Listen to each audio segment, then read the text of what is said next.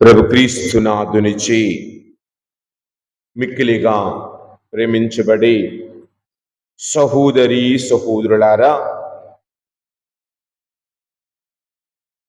దేవుని రాజ్యము సమీపించినది. హృదయ పరివర్తన చెంది ఆయన మార్గములో మీరు నడువుడు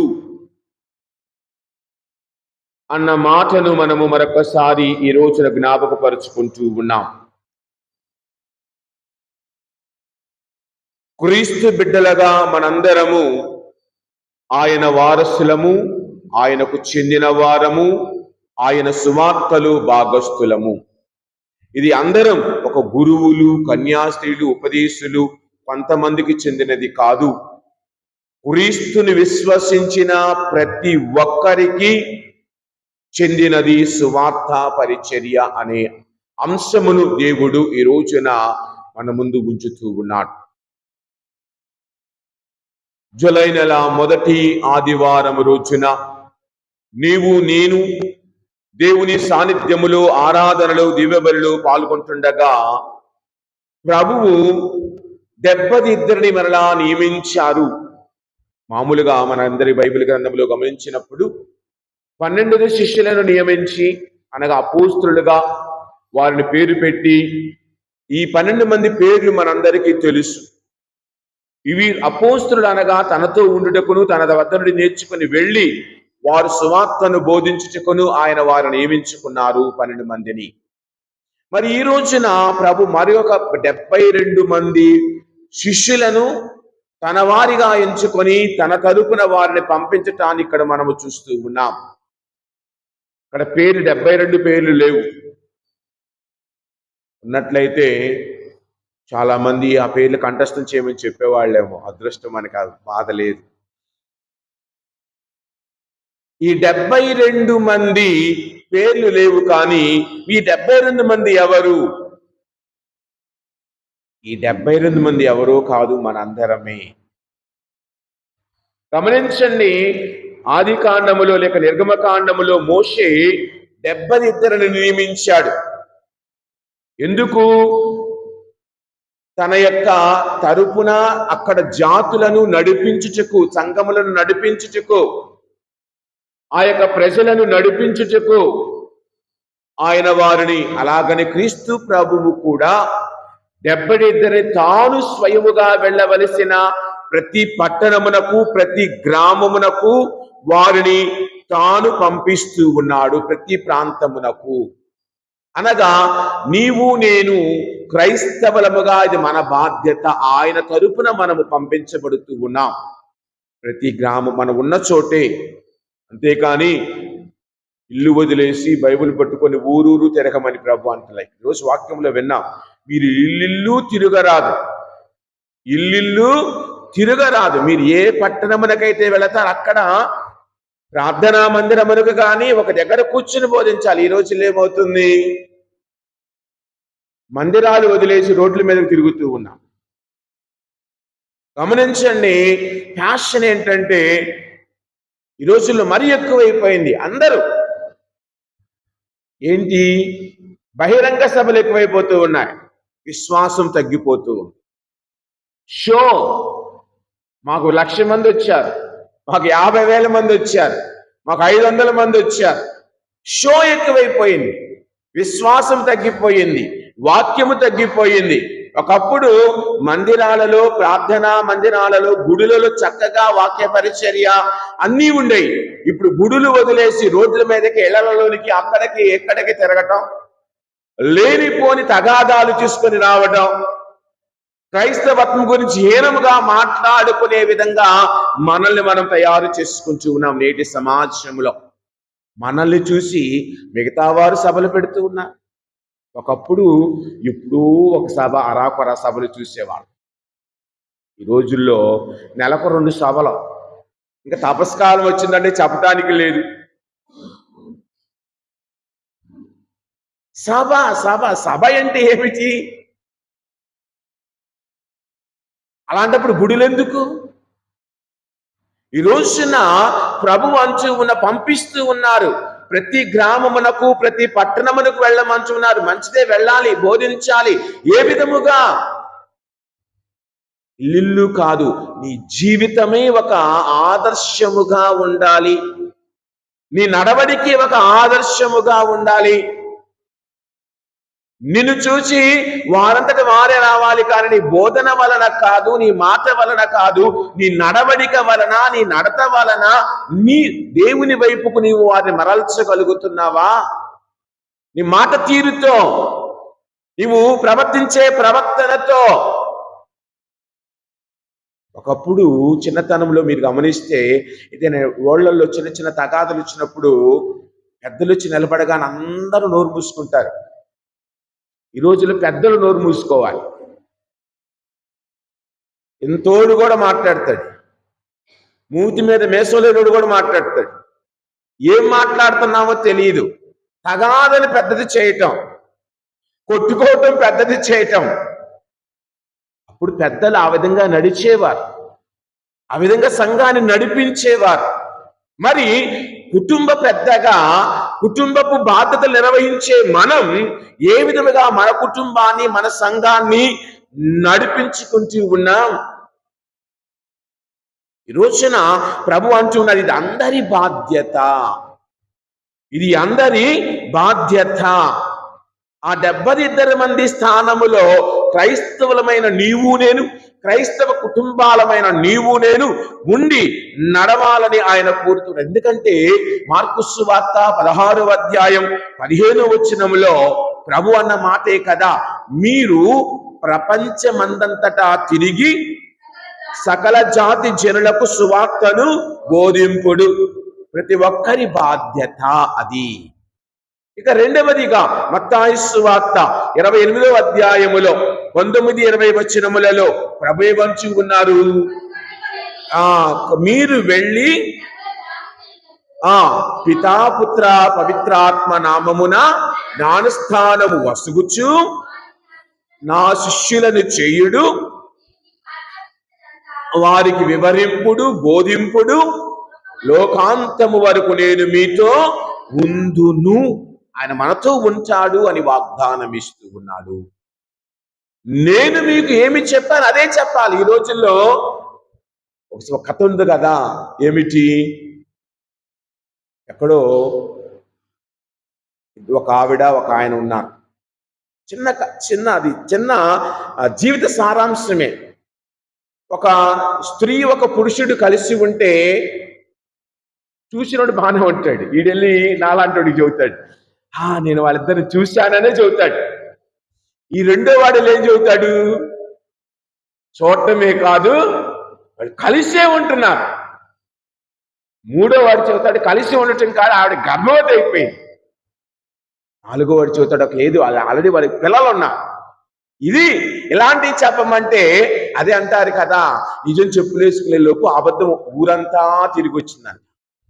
ఇలాంటివి చెప్పమంటే చక్కగా చెబుతాం, కానీ గుడిలో జరిగిన మంచి విషయాలు పక్కింటోడికి కూడా చెప్పం. ఫాదర్ గారు ఎవరిని గురించి మాట్లాడారు అదే చెబుతాం. దానికి ముందు దానికి వెనక ఏం జరిగింది అనేది మాత్రం చెప్పం. బోధించవలసిన విషయాలు బోధించకూడని విషయాలు, చెప్పకూడని విషయాలు, మాట్లాడకూడని విషయాలు మాట్లాడటంలో మన నోరు ఎప్పుడూ కూడా అసలుకి అగాధంలాగా తెరుచుకొని ఉంటాం. మరి ఈ రోజున ఆయన అంటూ ఉన్నది, మీరు వెళ్ళి నేను చెప్పిన విషయాలు బోధించండి అంటే, లేదండి మాకు చెందిన విషయాలు మేము బోధిస్తాం, మీ విషయాలు పక్కనుంచుతాం, బైబిల్ మాకొద్దు, 5 నిమిషాలు బైబిల్ పక్కనుంచుతానంటాడు ఒక ఆయన. కావున ప్రియ సహోదరి సహోదరులారా, ఇక్కడ నీవు నేను వినబోతున్న వాక్యమును బట్టి అపోస్తల కార్యాలు 1వ అధ్యాయం 8వ వచనాన్ని ఒకసారి గమనిస్తే, అయినను వచ్చినప్పుడు మీరు శక్తిని పొందుదురు, కనుక మీరు యెరూషలేములోను యూదయ సమరయ సీమలనంతటను భూదిగంతముల వరకును నాకు సాక్షి అంటే ఎవరు? కోర్టులో సాక్షి అంటే మనకి సాక్షి అనగానే ముందు గుర్తొచ్చేది కోర్టులో సాక్ష్యం చెప్పే వ్యక్తి. సాక్షి అంటే ఏమిటి? అవతలి వ్యక్తికి అనుగుణముగా అండి నేను చూశానండి, ఇది నిజమేనండి అని చెప్పటం సాక్ష్యము అంటే అది. అలాగనే నేను క్రీస్తుని గురించి విన్నానండి, నేను క్రీస్తు యొక్క అనుభవాన్ని పొందానండి, క్రీస్తు అనుభవంలో జీవిస్తూ ఉన్నానండి, ఇది నా సాక్ష్యం అని చెప్పాలి. కానీ నేను ఎలాగ పడితే పడిపోయానండి, నాకు అది జరిగిందండి, ఇది జరిగిందని నేను చెప్పటము కాదు. నీవు ఆత్మీయంగా ఎదిగిన విధం, దేవుని యందు ఎదిగిన విధం నేను చెబుతున్నామా ఈ రోజుల్లో?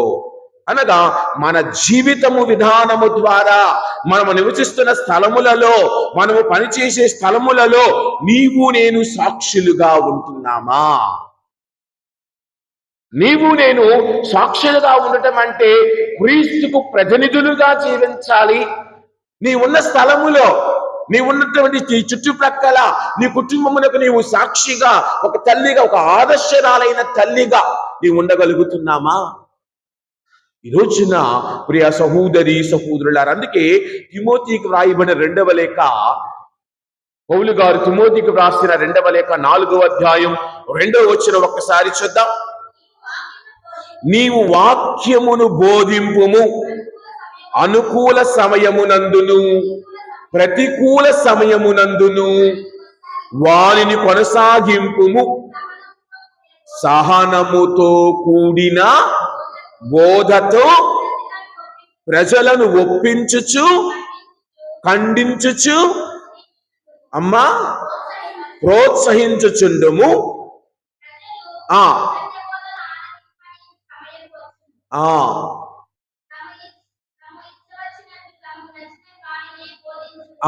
ఇదండి ప్రస్తుత రోజులు జరుగుతున్నది అదే. ఏమిటంటే అక్కడ వాక్యం చక్కగా చదువు తల్లి, తప్పులు లేకుండా తెలుగుని. అమ్మా ప్రజలు సత్యమును వదలి, సత్యబోధన వదలి, సత్యబోధన ఆలకించని సమయములు వచ్చును. అమ్మా దురద చెవులు అంటే వేరే వింటవిస్తుమే కానీ దేవుని వాక్యము మాత్రము కాదు కదా. మనకు పక్క వాళ్ళ ఇంట్లో ఏం జరుగుతుందో వింటం ఇష్టం, కానీ వాక్యం వినటం కష్టం. వాళ్ళు కొట్టుకుంటుంటే అబ్బా ఎంత సంతోషం, కానీ బైబిల్ ప్రకారం ఆ కుటుంబం కోసం ప్రార్థిద్దాము అన్నది బహు తక్కువ. కావున ఇదిగో సమయము వచ్చును, అక్కడ అనేక మంది బోధిస్తారు, వాక్యమును కాకుండా మిగతా అన్ని బోధిస్తారు. ఈ రోజులు అదే కదా జరుగుతుంది. వాక్యమును బోధించేవారు తక్కువ, అన్ని విషయాలు లోకాభిరామాయణం చెప్పేవారు ఎక్కువ అవుతూ ఉన్నారు నేటి సమాజంలో.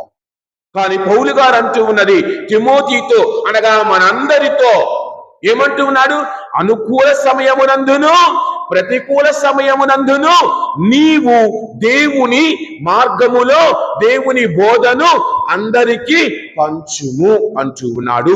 ప్రియా సహోదరి ఇది మన బాధ్యత, ఇది మన బాధ్యత. అందుకే గమనిస్తే కీర్తన 96 3వ వచనం ఒక్కసారి చూద్దాం.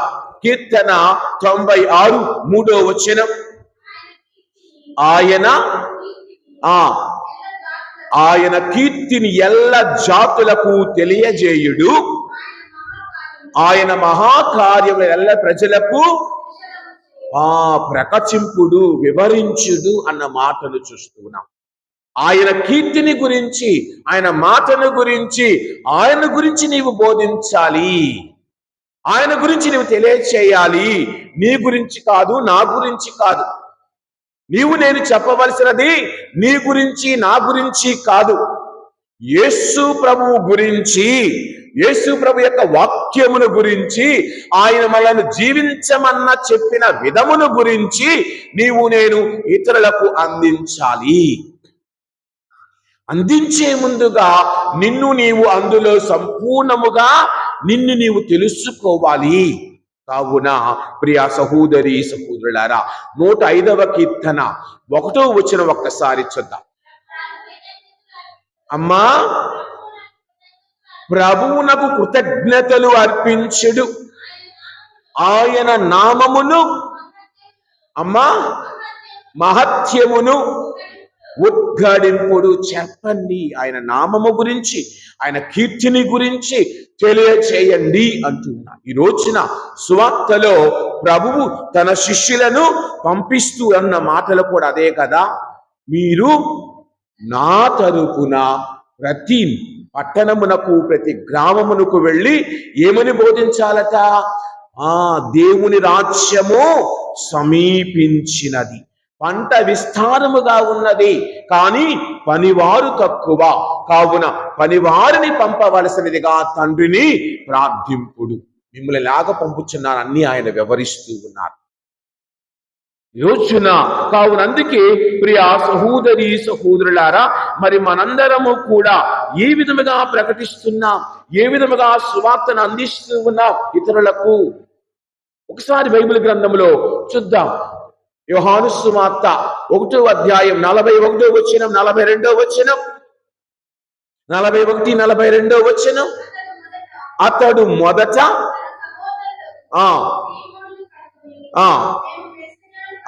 తన ఆంద్రయ చెబుతూ ఉన్నాడయ్యా, మేము మెస్సయ్యను చూచాము అని తన సహోదరుడైన సిమోను పేతురుకు తెలియజేస్తూ ఉన్నాడు. తరువాత ముందు బోధించాడు, తర్వాత తీసుకొని వచ్చాడు. తన యొక్క సహోదరుడికి వివరించాడు, మేము మెస్సయ్యను చూచాము అని చెప్పగానే మెస్సయ్య వద్దకు, యేసు వద్దకు పేతురును ఆంద్రయ తీసుకొని వచ్చాడు.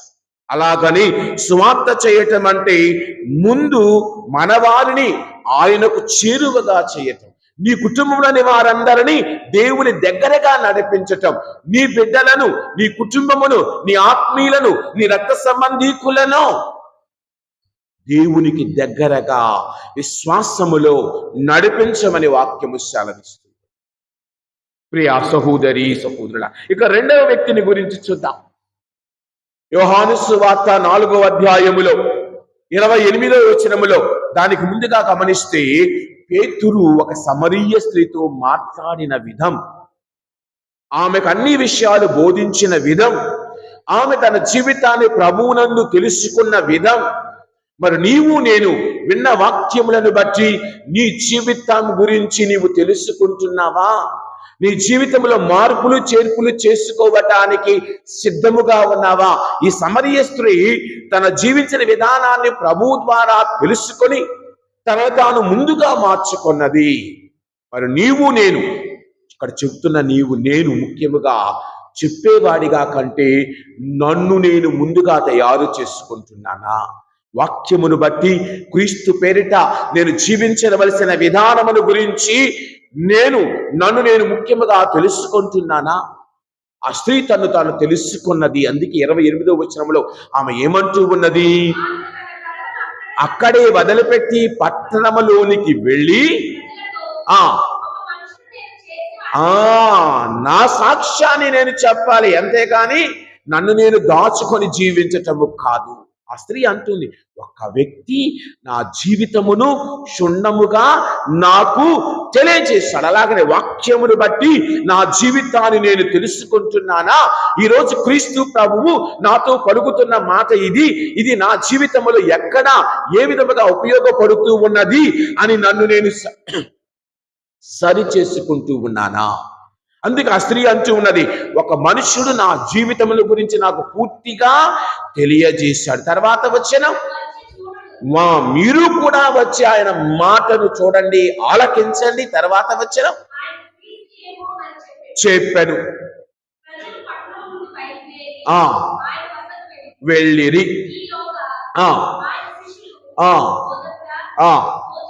చూడమ్మా, అలా అన్ని చదువుతూ ఉన్నాం. వారందరూ ఆమె మాటలను ఆలకించి గౌరవంతో వచ్చి విన్నారు. కానీ చివరిలో వారు ఒక మాట అంటారు, నీ వలన కాదు, ఆయన మాటలను బట్టి మేము మార్చుకుంటున్నాం.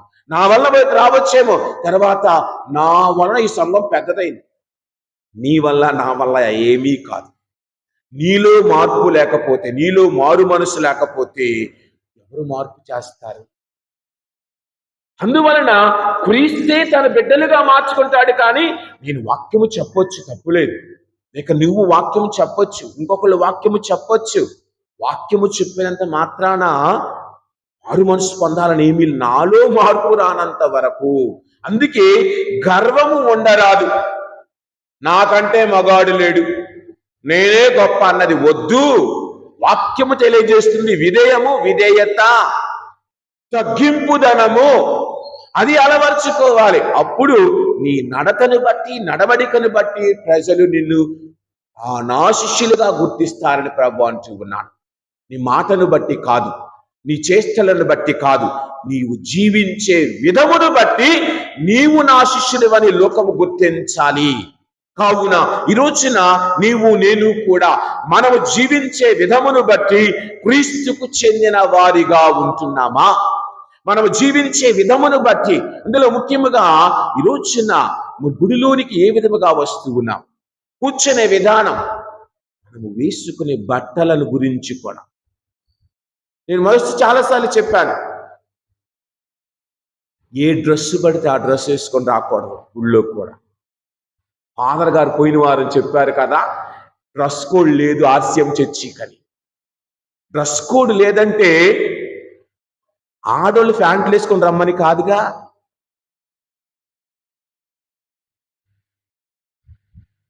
దేవుడు ఆడవాళ్ళకి ఇచ్చిన డ్రెస్ ఇచ్చాడు, ఆ డ్రెస్ వేసుకొని రా. అందులో మళ్ళీ ఇవి చూపించిన అవసరంలా, ఇక రంధ్రాల అవసరంలా, చక్కగా రావాలి, సాంప్రదాయముగా రావాలి. వచ్చి కూర్చుంటాం. నిన్న మా దగ్గర పూజకి వెళ్ళాను. వాళ్ళందరూ ఆ ఊరంతా పుట్టి క్రైస్తవులు అంటే ఎప్పుడో 150-200 సంవత్సరాల క్రితం నుంచి ఆ ఊళ్ళో విచారణ ఉంది. కూర్చునే విధానం తెలియదు గుళ్ళో. అంటే మా తాతల నుంచి మేము గుళ్ళోకి వస్తున్నాం. ముసుగేసుకోవటం తెలియదు, మర్చిపోయారు. అట్లీస్ట్ ముసుగేసుకోపోయినా పర్వాలా, బయట చెంగిలా లాక్కోవాలిగా. బయట చెంగు ఉంది ఇక్కడ, బయట అంటే వదిలే గుళ్ళోకి వచ్చినప్పుడు ఇలాగా ఆత్మ నేను ఎలా పెట్టుకోవాలిగా, అదీ లేదు. ఏ విధముగా మనము గుళ్ళో ఉంచి ఉన్నాం? మన నడవడిక తల ముసుగేసుకుని ఎప్పుడో మర్చిపోయాం. సప్రసాదం తీసినప్పుడు వచ్చే విధానాన్ని మర్చిపోయి ఇప్పుడిప్పుడే మళ్ళీ నేర్చుకుంటూ ఉన్నాం. అప్పుడు మోకరించి సప్రసాదం తీసేవాళ్ళం. సప్రసాదం మనకి ఇవ్వబడుతుంది, స్వీకరణ అంటూ ఉన్నాం. తీసుకోవటంలా మనం ఏదో అరటి పండు తీసుకున్నట్లో, మామిడి పండు తీసుకున్నట్లు తీసుకోవటంలా స్వీకరిస్తున్నాం. మనకు ఆ క్రీస్తుని స్వీకరించే విధానం ఏ విధముగా ఉండాలి? గౌరవప్రదముగా ఉండాలి. అది మన యొక్క ఆ ఆహభావాల్లో కనపడాలి. అందుకే చెప్పాను, మీకు చేతులు బాగాలేవా, నోటితో తీసుకోండి, అభ్యంతరం ఏమీ లేదన్నా. కావున దయవుంచి గమనించండి, ముఖ్యముగా డ్రెస్ కోడ్ విషయంలో జాగ్రత్త. మగవాళ్ళైనా ఆడవాళ్ళైనా పిల్లలకు డ్రెస్సులు పంపిస్తారు, వాడు బన్నీ వేసి చొక్కా ఎత్తాడు, గుండీలు పెట్టడం, బన్నీ వేస్తాడు, మళ్ళీ రౌండ్ నెక్ బన్నీ, కాలర్ ఉంటారు దానికి. మీరు కాలర్ లేకుండా పిల్లవాడిని బడిలోకి పంపిస్తారా? బడికి ఒక డ్రెస్ కోడ్ ఉందిగా, మరి గుడికి ఉండదా? అందుకేనేమో పాస్టర్లు వైట్ డ్రెస్ పెట్టేశారు, ఏ ప్రాబ్లం లేకుండా. మనకు అది లేదు కదా. ఈ రోజున వింటున్న వాక్యములను బట్టి ప్రియ సహోదరి సహోదరులారా, ఈరోజు సువార్తలోనికి వెళదాం. 2వ వచనములో ఏమంటూ, 3వ వచనములో ఏమంటూ ఉన్నారు ఆయన? తోడేళ్ల మధ్యకు గొర్రె పిల్లల వలె మిమ్ము పంపుచున్నాను అంటుండే. ఎలాగ ఉంది ఈ లోకము? తోడేళ్లలాగా చీల్చి చండాడే లోకం. అలాంటి వారి మధ్యకు, తోడేళ్ల మధ్యకు ఎలాగ వెళ్ళాలంటూ ఉన్నారు? గొర్రె పిల్లల వల్ల. ఈ రోజుల్లో కాదు, మనం తోడేళ్లుగా మారుతూ ఉన్నాం, సంఘమేమో గొర్రెలుగా ఉంది, బోధించేవాడేమో తోడేళ్లాగా ఉన్నారు. బోధకులు ఈ రోజుల్లో తోడేళ్ల మాదిరిగా ప్రవర్తిస్తున్నారు. మీకేం పర్వాలేదు, రెచ్చగొట్టే ప్రసంగాలు, సౌమ్యముగా ఉండవు ప్రసంగాలు. వాడేంటది మనల్ని అనేది, మన క్రైస్తవులం అండి, మనకు నచ్చినట్టు ఉంటామండి, అని కాదు. ప్రభు అంటూ ఉన్నాడు, నీవు గొర్రె పిల్ల మాదిరిగా వెళ్ళి వాళ్ళను గొర్రెలుగా మార్చంటూ ఉంటే, మనమే తోడేళ్లుగా ఉంటే వాళ్ళు ఎలాంటి గొర్రెలుగా మారతారు? ముందు మనము మారాలి కదా. మనము జీవించే విధానములో, ఆలోచించే విధానములో, నడిచే విధానములో, సువార్తను బోధించే విధానములో ముందు మనము మారాలి. క్రైస్తవులమైన మనమని చెప్పుకునే నీవు నేను అందరం మారాలి. నడవడికలో మారాలి, ఆత్మీయతలో, మాట్లాడే విధానములో మారాలి. నాలాంటి ఇది చెప్పుతూ కొట్టట్టు మాట్లాడతాడు. అదో ప్రాబ్లం ఉంది ఈ రోజుల్లో. అలా కాదు కదా దేవుడు అడుగుతుంది. మాట్లాడే విధములో దేవునికి దగ్గరగా ఉండాలి. గమనించండి, ఇద్దరిద్దరి చొప్పున ఆయన పంపిస్తూ ఉన్నారు. ఇదాన్ని మొదటి పట్టణం ఒకసారి సువార్తలో మొదటి వచనం అదే కదా అంటూ ఉంది. ప్రభు మరి 12 ఎన్నుకొని తాను స్వయముగా వెళ్ళవలసిన ప్రతి పట్టణమునకు, ప్రతి ప్రాంతమునకు వారు ఇద్దరిద్దరిగా తనకంటే ముందుగా పంపించారు. అంటే తనకంటే ముందుగా పంపించాను, తన వారితో ఉన్నాడని కదా అర్థం. భయం కానీ వాక్యాలు ఉన్నాయి ద్వితీయ కాండంలో. పాత నిబంధన 5వ పుస్తకం ఒక్కసారి చూద్దాం. 31వ వచనం 31వ అధ్యాయం 6వ వచనములో, ద్వితీయ కాండం 31వ, మీరు ధైర్య స్థైర్యములను అలవరచుకొనుడు, భయపడవద్దు, అధైర్యము చెందవద్దు. రాదండి, ఇతరులను చూచి మీరు భయపడవద్దు, ఇతరులను చూచి మీరు అధైర్యపడవద్దు. ప్రభువు మీకు బాసట అయి ఉన్నాడు, ప్రభువు మీకు తోడై ఉన్నాడు, ప్రభువు మీకు దగ్గరగా ఉన్నాడు. తర్వాత వచ్చిన ఆయన మిమ్ము చేయి విడువవాడు కాదు. కావున మనలని వదలని దేవుడు, విడువని దేవుడు నీతో ఎల్లప్పుడూ ఉంటాడు.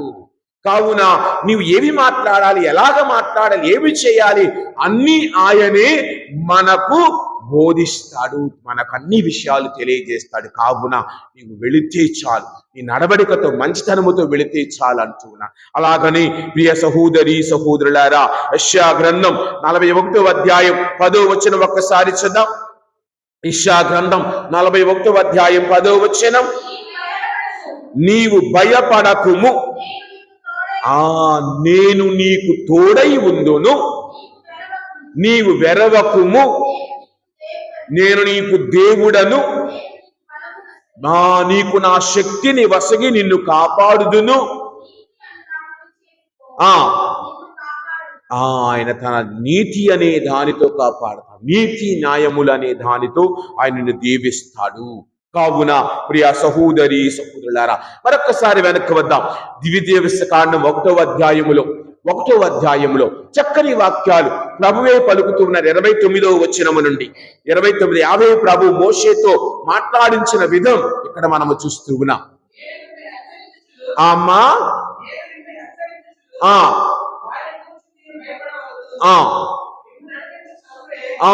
చూడండి, వారిని గురించి మీరు భయపడవద్దు.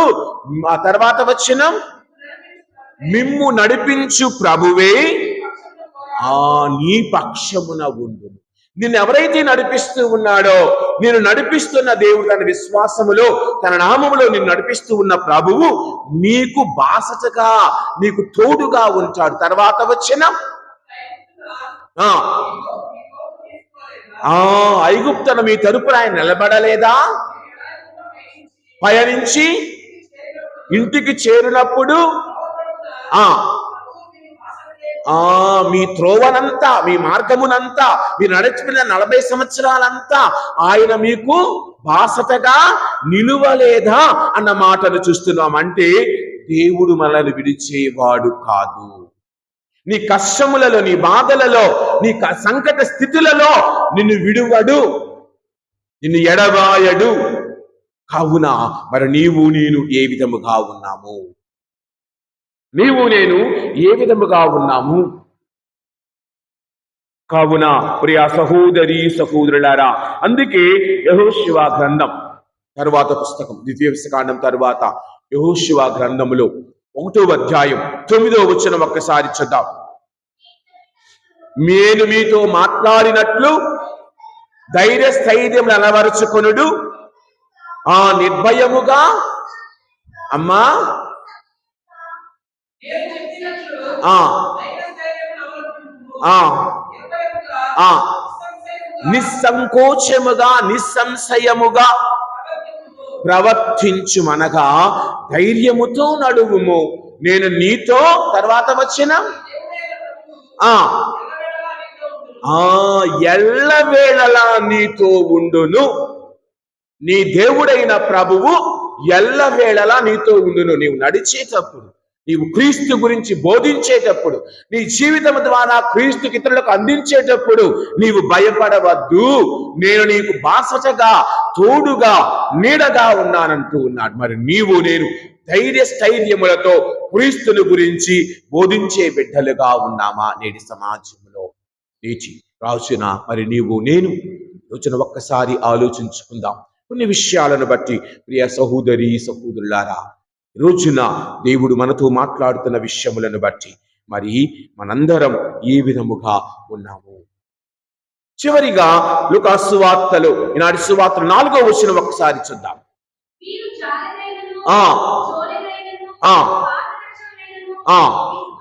మీతో ఏమీ తీసుకుని పోరాదు. ఈ రోజుల్లో పోయిన వారం ఎవరో వాట్సాప్ మెసేజ్ పెట్టారు, దేవుడికి ఇచ్చేవాడు ఇల్లు ఎలాగుండిద్ది, దేవుడు డబ్బులు తీసుకునేవాడు ఇల్లు ఎలాగుండిద్దని. ఆయన ఎవరు పెట్టారు, తప్పులేదు.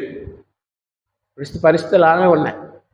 ప్రభు అంటూ ఉన్నది, నీవు మార్గ మధ్యములో నీ వెళ్ళేటప్పుడు నీతో సంచులు కొంచులు ఏమీ తీసుకొని పోవద్దయ్యా, నిన్ను నీవుగా వెళ్ళు.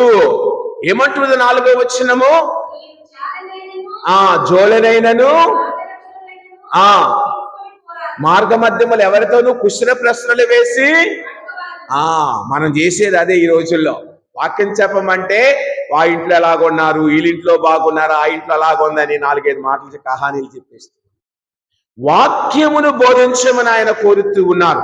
అనగా తర్వాత వచ్చిన 5లో మీరు ఏ ఇంట ప్రవేశించిన ఆ ఇంటి వారికి సమాధానము కలుగునుగాక అని ఆయన చెబుతూ ఉన్నాడు. సమాధానము రావాలి ఆ కుటుంబానికి. నీవు వెళితే నీవు ప్రవేశించిన ప్రతి గృహము ఆ కుటుంబంలో శాంతి రావాలి. గమనించినప్పుడు ప్రియ సహోదరి సహోదరులారా, రాజుల 2వ గ్రంథములో ఆ 4వ అధ్యాయం 8-37 వచనములలో ఎలీషా ఆ యొక్క షెనేము వనిత వారిరువురి మధ్య సంభాషణ, వారి జీగాలు, ఆ బిడ్డ ఆ స్త్రీ యొక్క కుమారుడు మరణించినప్పుడు ఎలీషా సహాయపడిన విధం, ఆ స్త్రీ ఎలీషా కోసం సహాయపడిన విధం, ఇవన్నీ అక్కడ మనము చదువుతున్నాం. గమనించండి, లూకాసు వార్త 19వ అధ్యాయములో యేసు ప్రభు జక్కయ్య ఇంటికి వెళ్ళినప్పుడు పలికిన మాటలు, కుటుంబానికి స్వాంతన తీసుకుని వచ్చే మాటలు, కుటుంబం రక్షణ పొందిన చెప్పిన మాటలు. అలాగనే అబ్రహాము ఏ విధముగా 3 వ్యక్తులను గమనించినప్పుడు సింధూరు వృక్షము కింద ఆదికాండం 18వ అధ్యాయం 2వ వచనములో ఏ విధముగా వారికి ఆతిథ్యమును ఇచ్చాడో ఆ విధముగా నీ కుటుంబం ఉంటూ ఉన్నదా? దేవుని బిడ్డలు నీ కుటుంబానికి వచ్చినప్పుడు, గురువులు కావచ్చు, కన్యాశీలు కావచ్చు, ఉపదేశకులు కావచ్చు, లేక మరదల సభ్యులు కావచ్చు, నీ గృహములో ప్రార్థించడానికి వచ్చినప్పుడు వారి ఎడల నీ చూపించే విధానం ఏ విధముగా ఉన్నది? కావున అలాగనే పేతురు కొర్నేలి యొక్క బంధం, అపోస్తల కార్యాలు 10వ అధ్యాయములో 44వ వచనంలో ఆయన పేతురు బోధించుచుండగా అక్కడ ఉన్న వారందరి మీదకి ఆత్మదేవుడు దిగి వచ్చాడని వాక్యం సెలవిస్తుంది. మరి నీ మాటలను బట్టి నీవు ఆ గృహమందు ప్రవేశించి ప్రార్థించినప్పుడు ఆ గృహస్థులు, ఆ బిడ్డలందరూ ఆత్మదేవుని చేత స్వాంతన పొందుతూ ఉన్నారా? ఆత్మదేవుని చేత దీవించబడుతూ ఉన్నారా? ఆత్మదేవుని అనుగ్రహాలతో నింపబడుతూ ఉన్నారా అన్నది నీవు నేను ఆలోచించుకున్నాం. కావున ఈ రోజున నీవు నేను ఇక్కడ ఉన్న నీవు నేను అందరం మన యొక్క నడవడికను, మన యొక్క అన్నిటిని ప్రభు ముందు ఉంచి అడుగుదాం. ప్రభువా, నా జీవితము ద్వారా ఇతరులకు బోధించే మనస్సు, శక్తి నాకు దయచే. నా నడవడిక ద్వారా, నా మాట ద్వారా, నా కుటుంబ పరిస్థితుల ద్వారా ఇతరులను ఆశీర్వదించే బిడ్డగా నన్ను మార్చు అని మనందరం ఈ దివ్య పూజలు ఆ ప్రభువుని అర్థించి ప్రార్థించుదాం. ఆయన దీవెన, ఆయన ఆశీర్వాదం, ఆయన యొక్క ప్రేమ మనను, మన కుటుంబాలను ఎల్లప్పుడూ నడిపించాలి. అందుకే కీర్తనలో మనము చదువుతూ ఉంటాం. సామెతల గ్రంథంలో 3వ అధ్యాయం 5వ వచనంలో ఏమంటున్నాడు? నీవు